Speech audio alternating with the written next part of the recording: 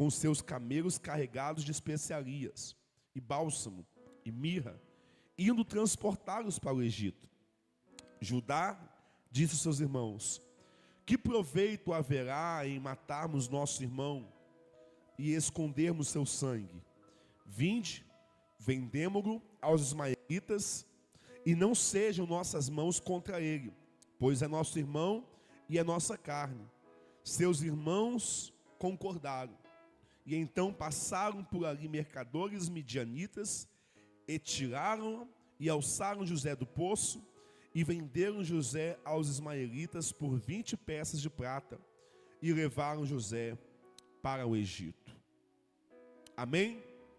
Diga: Senhor, obrigado pela tua palavra. Fale conosco agora. Em teu nome oramos. Amém. Senhor, nós abençoamos também aqueles que trouxeram os seus dízimos, suas ofertas no teu altar nessa noite, Pai.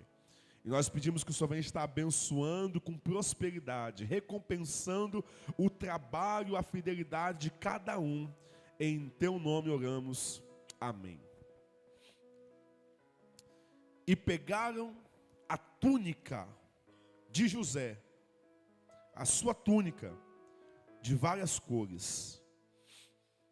José é o filho amado de Jacó. A palavra já vai falar acerca de José, que Jacó o amava mais do que os seus irmãos. E por que Jacó amava mais que os seus irmãos? Porque era filho da sua velhice. E era não só filho da velhice, mas era também filho da mulher que era de fato amada por ele. Jacó, ele amava a Raquel, e não necessariamente a Lia ou Leia, que foi entregue pelo pai dela dentro de um arranjo, mas Raquel ele amava. O fato é que a mulher a quem ele ama não pode lhe dar filhos. E essa guerra de Raquel para ter filhos vai se estender por muitos anos. De forma que diz a palavra que em um dado momento Deus se lembrou de Raquel. Deus se lembrou da sua serva. E ela então gerou um filho. O seu nome se chama José. O seu nome se chama José.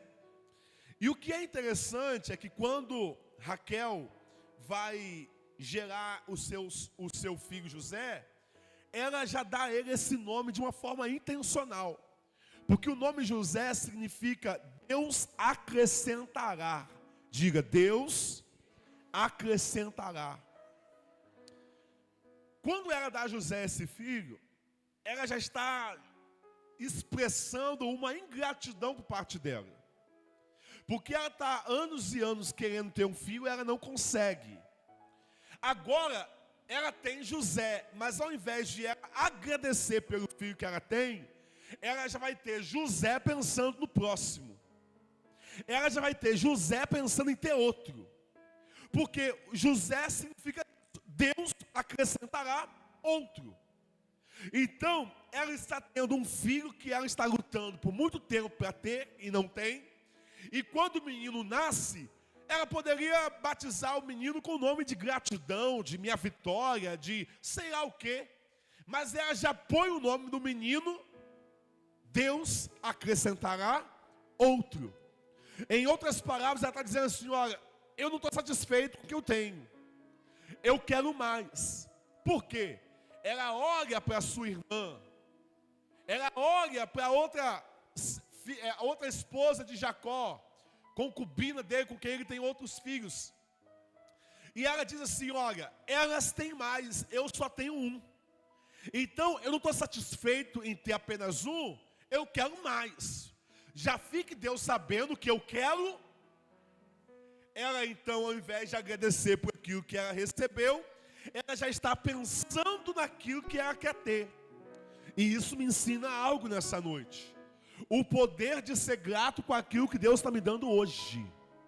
O poder de ser agradecido com aquilo que Deus está fazendo na minha vida hoje. Porque muitas vezes a gente vai se encrencar, se enrolar na vida, por causa de coisas que a gente, ao invés de agradecer, a gente vai murmurar. Ao invés de nos contentar com aquilo que Deus está nos dando hoje, você está gerando algo hoje, mas já ansioso com algo que você quer ter amanhã. Só que você nem cuidou ainda do que você recebeu hoje. Você nem ainda foi grato pelo que você está recebendo hoje. Você nem levou ao crescimento, à estabilidade, aquilo que Deus está fazendo na sua vida hoje. Muitas vezes você não está dando conta nem daquilo que Deus está te dando hoje. Está pensando já no amanhã, por quê? Está pensando já em ter outro, por quê? Fazer outro, por quê? Construir outro, por quê? Comprar outro, por quê? Se encarregue de ser feliz com o que Deus está te dando hoje. Se encarregue de ser feliz com o que Deus está fazendo hoje. Se encarregue de cuidar com excelência, esmero, daquilo que Deus está colocando na sua vida hoje. Quem está me entendendo, diga amém. Só que Raquel não faz isso. Raquel fica insatisfeita. E ela vai dizer, Deus me acrescentará outro. E ela vai tentar ter outro filho. Vai tentar de fato ter outro.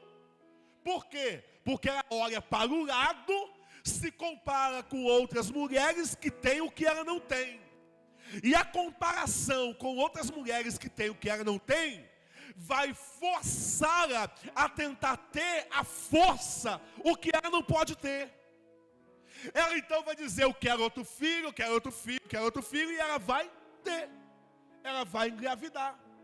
Só que na hora de gerar o segundo filho dela, ela gera com tanta dor e com tanto sofrimento, que ela ainda viva, olha para o menino e fala assim, olha, ele vai se chamar Benoni, filho da minha dor.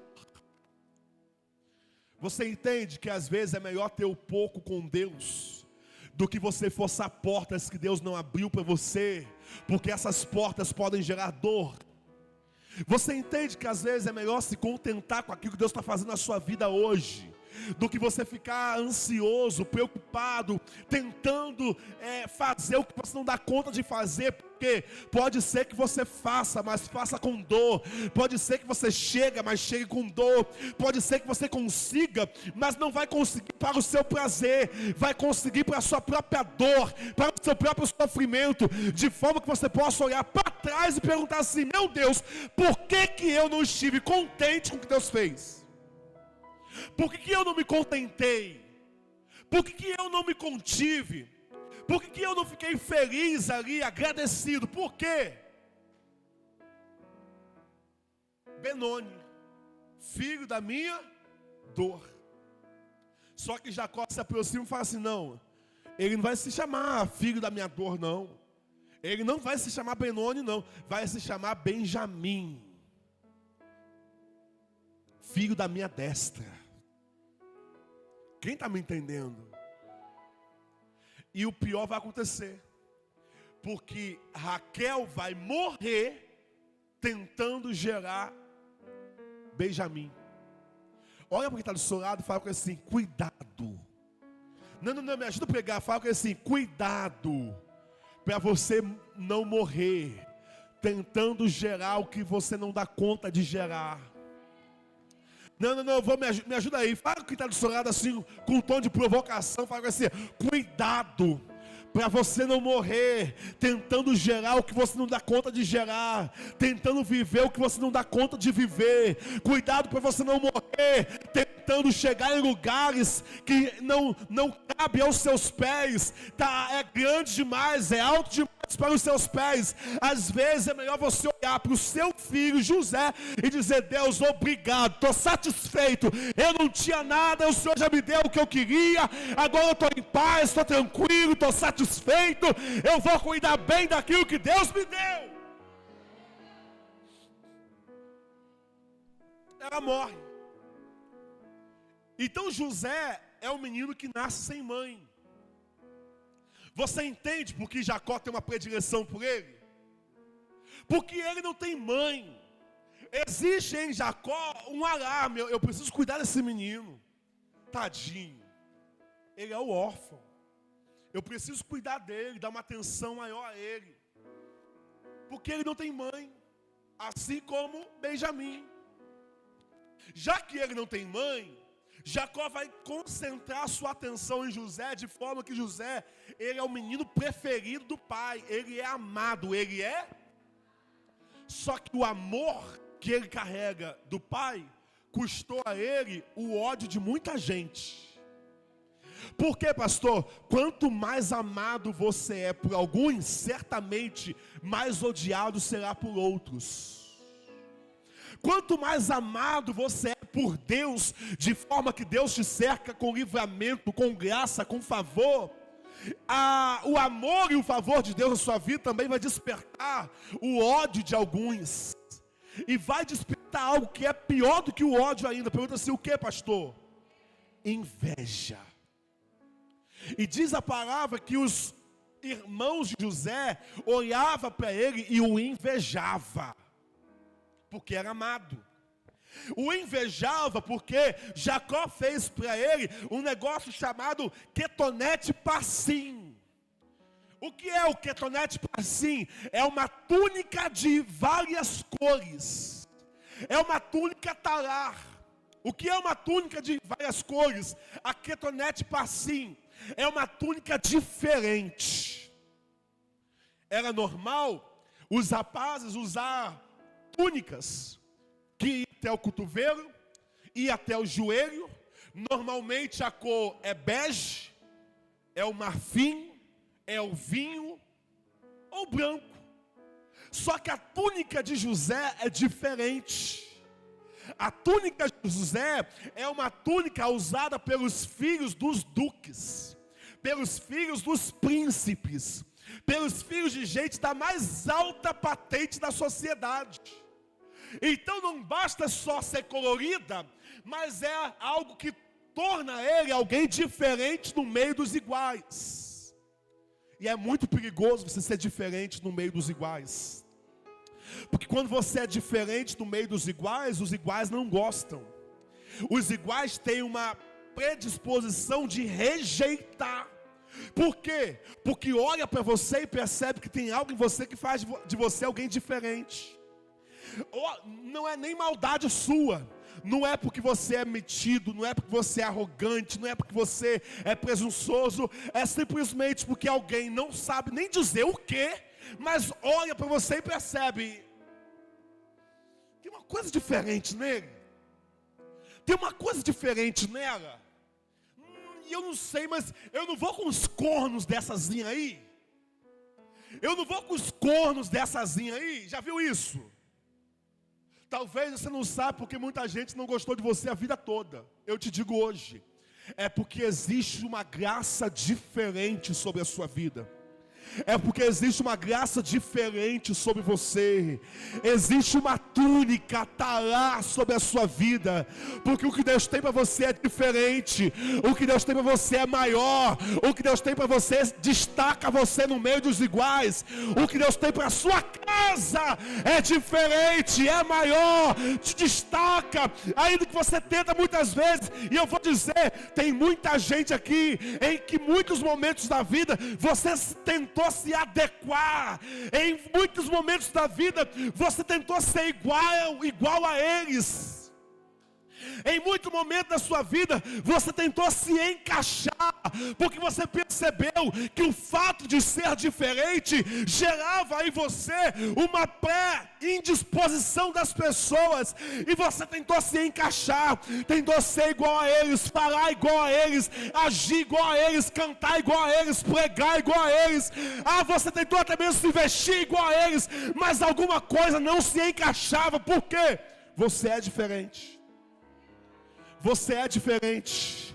O chamado é diferente, a mente é diferente, a forma de pensar é diferente, a forma de agir é diferente. Aí você foi rejeitado em lugares que você queria ser aceito. Mas eu quero dizer hoje a você, em nome de Jesus, aquela rejeição não era porque você não era uma pessoa legal, era porque Deus estava mostrando a você algo. Você é diferente, você é diferente. Não tente aniquilar quem você é, a sua personalidade, as suas conquistas. para se encaixar em lugares que Deus não quer. Fala quem está do seu lado. Não aniquile quem você é. Não, me ajuda a pregar. Fala com ele assim: não aniquile quem você é, para tentar se encaixar em lugares que não te cabe. Porque você é diferente. Sorria. Olha para quem está do seu lado. Fala com ele assim: sorria. Você é diferente.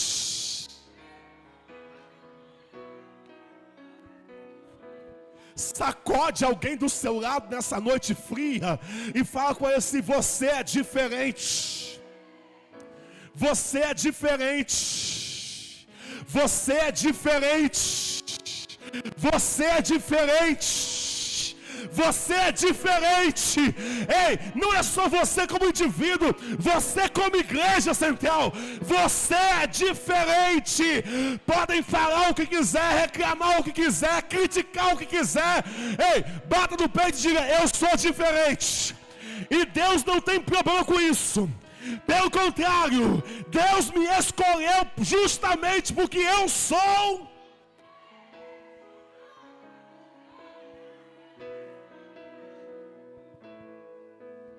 Cadê a banda? Ah, não, gente, você... Eu não estou entendendo essa igreja desde quinta-feira. Que fui é esse, irmão? Eu vou te dar 30 segundos. Só quem é diferente, para quem é diferente exaltar. 30 segundos só para quem é diferente dizer: obrigado, Jesus. Eu sou diferente. Obrigado, Jesus. Tem gente que não me entende porque eu sou diferente. Te persegue porque você é diferente. Te calunia porque você é diferente. E você pensou a vida toda que você tinha algo errado. Eu estou te dizendo, não tem nada de errado com você, a não ser o fato de você ter tentado se encaixar a vida toda nos lugares errados. Você tentou se encaixar a vida toda em lugares errados. Tentou ser aceito a vida toda por lugares errados. Você tentou vestir a carapuça para se tornar igual a alguns lugares que você passou. Mas nessa noite o Espírito Santo te cura. Nessa noite o Espírito Santo arranca o impedimento da sua mente e diz: tá tudo bem com você, José. Tá tudo bem com você, José. Tá tudo bem com você, José. Tem uma túnica diferente, tem uma roupa diferente, tem uma cor diferente. Eu não vou me encaixar. Tem alguém comigo nessa noite? Então diga: eu não vou me encaixar. Se tiver alguém com fé nessa noite, diga: eu não vou me encaixar. Eu não vou me aniquilar. Eu não vou matar a minha essência, porque Deus me deu algo diferente. Mas escuta, há um preço para ser diferente.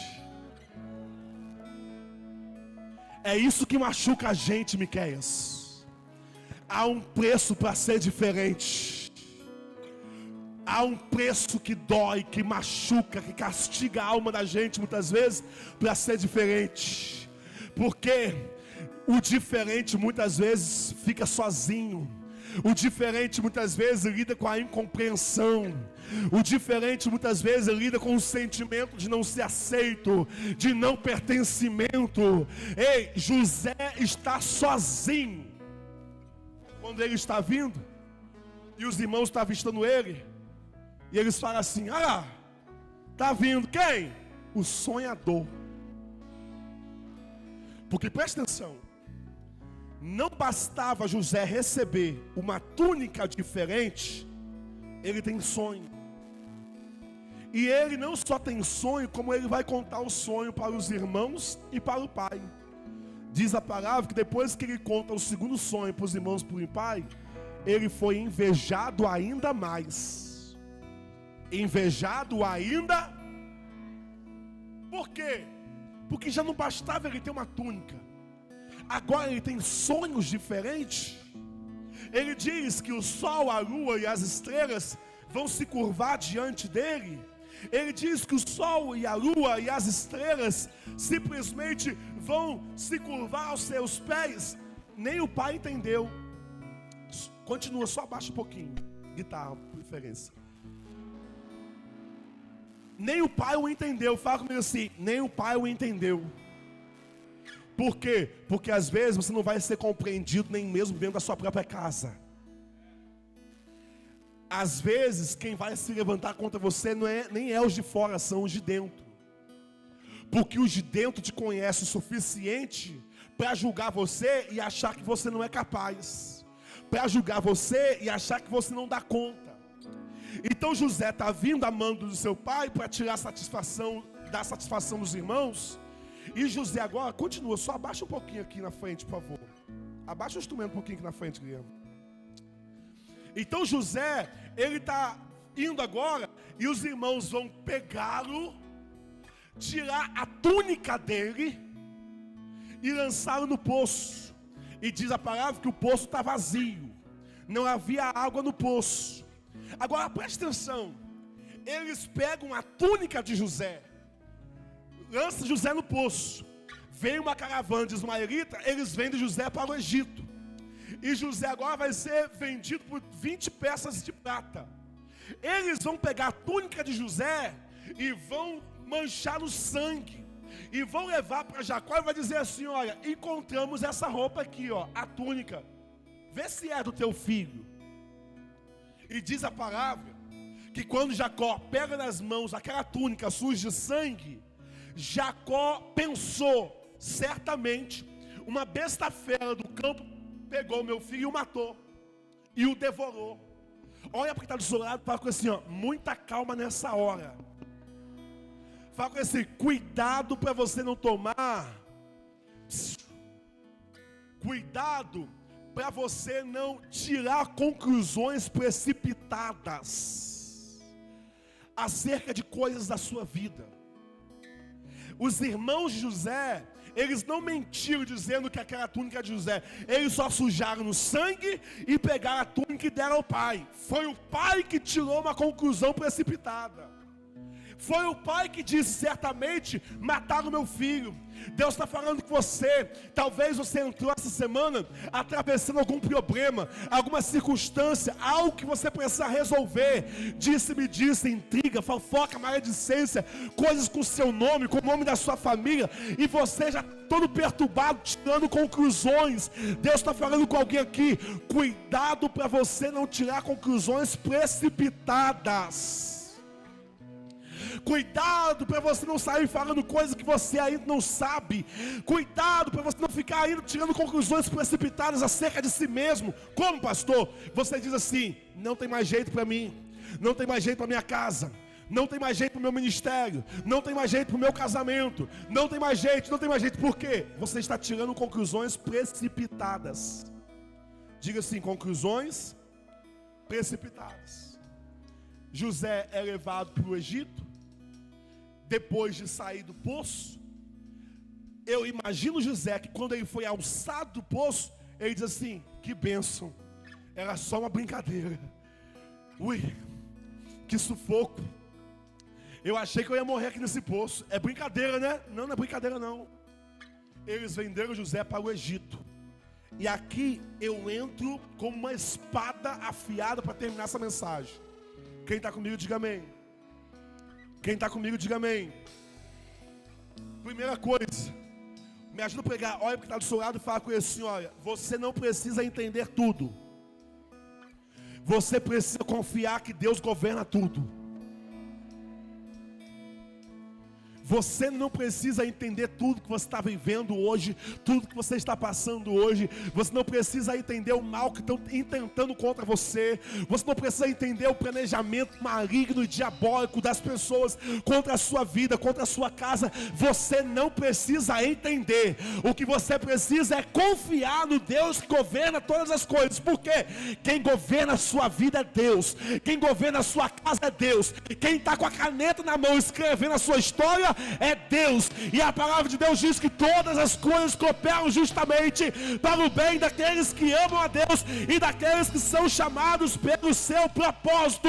José não entendia nada do que estava acontecendo com ele, mas eu provo a você porque ele também está descansando em Deus. Por quê, pastor?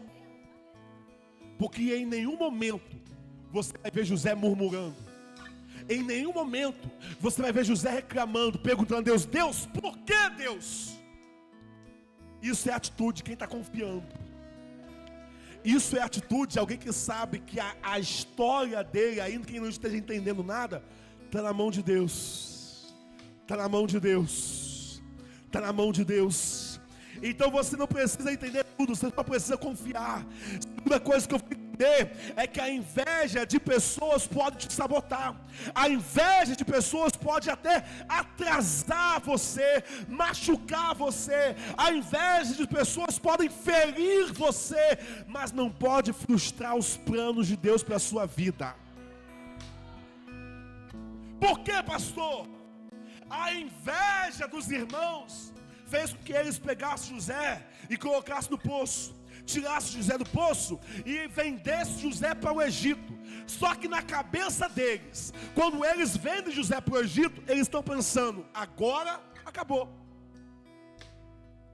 Na cabeça deles, quando eles vendem José para o Egito, eles estão pensando: agora que eu quero ver o sonhador viver esse sonho dele aí. Ele não disse que pai e mãe e a gente iria se prostrar diante dele. Agora que eu quero ver.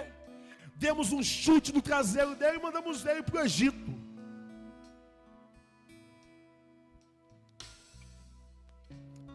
Você entende que pessoas invejosas podem te fazer mal? Podem te ferir, podem te paralisar? Só não pode frustrar os planos de Deus para a sua vida. Pergunta assim: por que, pastor? Porque na tentativa de se livrar de José, mandando-o para longe, eles não sabiam, mas estavam justamente empurrando José para a terra da sua promessa. Eles não sabiam, mas estavam justamente empurrando José para o seu destino. Olha para quem está do seu lado e fala com ele assim: olha, todo mal intentado contra você, Deus vai cooperar, Deus vai convergir, vai estar te empurrando para o seu destino. Pastor, o que é a inveja? A inveja, irmão, é uma homenagem que o fracassado faz, ainda que ele não tente. A inveja é uma energia que o fracasso presta a você. Coloca a energia, foco em você. A inveja é uma dor interna disfarçada de crítica. Ela nasce quando alguém não suporta ver o que Deus está fazendo na sua vida. E infelizmente tem muita gente que não é capaz de lidar com o que Deus está fazendo na sua vida, e acaba fomentando inveja dentro de si. Só que a inveja, ela sempre é usada por Deus na Bíblia para empurrar aquele a quem Ele tem propósito para o destino. Eu preguei semanas atrás sobre Amã perseguindo o judeu Mardoqueu. Quem se lembra? Diga assim: inveja. Não tenha medo de inveja, não. Não tenha asco de inveja, não. Porque eu profetizo nessa noite que Deus vai usar todo invejoso no seu caminho para te impulsionar para o seu. Deus vai usar todo invejoso que tiver na sua história para te impulsionar para o seu destino. Deus vai usar a cara feia, a calúnia, o intento, o levante para empurrar você justamente para o centro da vontade dele. Quem está me entendendo, diga amém. Terceira coisa, Deus transforma a rejeição em impulsionamento. A rejeição que os irmãos tiveram para com José, Deus transformou em impulso. Porque quando eles tiram José da casa do pai, do poço, e mandam para o Egito, eles não sabiam, mas na verdade eles estavam impulsionando José para o seu destino, impulsionando José para o seu propósito. Eles estavam fazendo por José o que José... Baixa um pouquinho, por favor, gente. Eles estavam fazendo por José o que José não conseguia fazer por si mesmo. José por si mesmo não sairia da casa do pai. José por si mesmo, ele não sairia do lugar onde ele era muito amado. Aí Deus fala assim, olha, se eu for esperar esse menino sair por vontade própria, ele não sai. Já que ele não vai sair por vontade própria, eu vou usar a inveja que os irmãos têm por ele, contra ele, justamente para impulsioná-lo para o seu propósito. Fala que está do seu lado assim, estou entendendo agora. Não, fala assim, agora eu entendi. José achava que estavam fazendo mal a ele.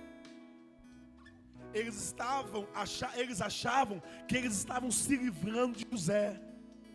Mas na verdade, fazia tudo parte do propósito de Deus.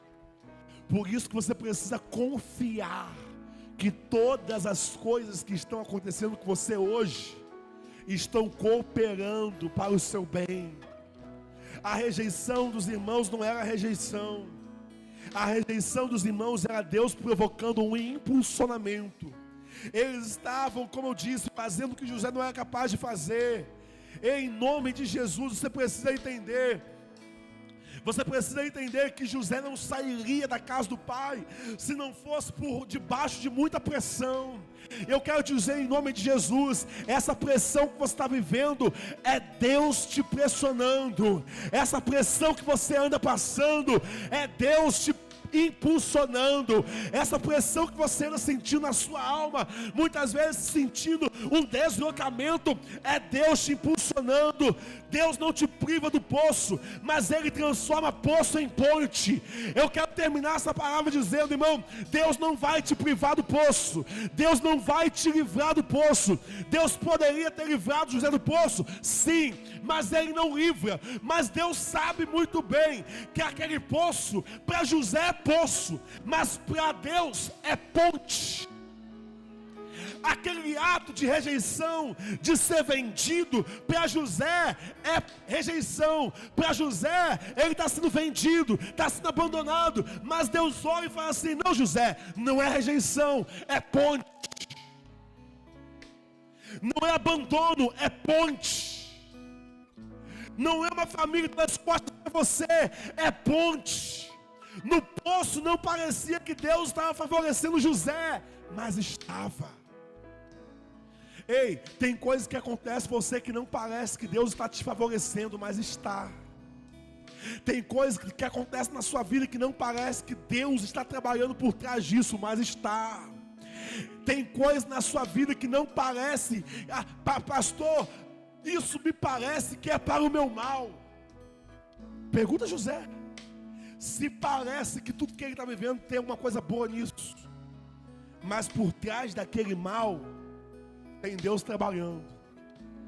Eu vou repetir, por trás daquele mal tem Deus trabalhando. Deus não livra José do poço, Deus não livra José da prisão, mas Deus transforma tanto o poço quanto a prisão em plataforma.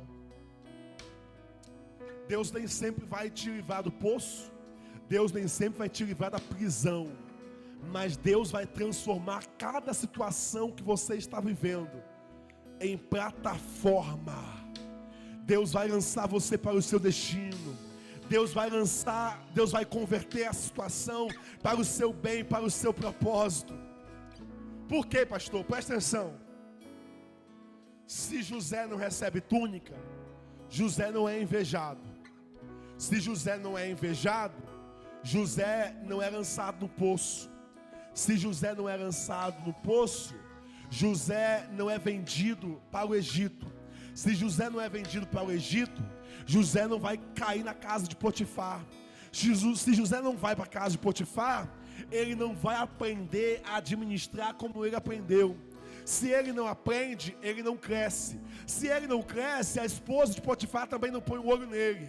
Se a esposa de Potifar não põe o olho nele, ele não é caluniado. Se ele não é caluniado, ele não vai ser lançado na prisão. Se ele não vai para a prisão, ele não vai conhecer o padeiro e o copeiro do faraó. Se ele não conhece o copeiro e o padeiro do faraó, ele vai interpretar o sonho de quem? Mas já que ele conhece o padeiro e o copeiro de Faraó, ele vai interpretar o sonho de ambos. Já que ele interpreta o sonho de ambos, ele vai ser falado lá no palácio de Faraó, como alguém que interpreta sonho.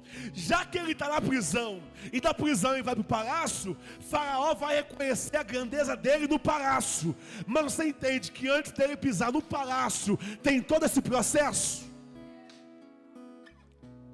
Antes dele pisar no palácio, tem todo este processo.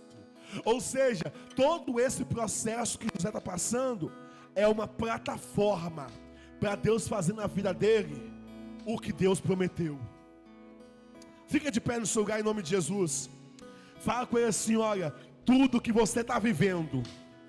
Não, grita para quem está no seu lado agora em nome de Jesus. Fala assim: ó, tudo que você está vivendo, todos os acontecimentos que te cercam, ainda que você não goste, ainda que você não entenda, é Deus trabalhando para que se cumpra a promessa dele na sua vida. Só quem me entende nessa noite dá um glória a Deus. Só quem me entende nessa noite grita aleluia. Só quem me entende nessa noite diga: eu confio no meu Deus, eu confio no meu Pai, eu confio em quem me prometeu. Em nome de Jesus, vamos adorar o Senhor em nome de Jesus. Sim, confia nele, irmão. Confia nele hoje em nome de Jesus.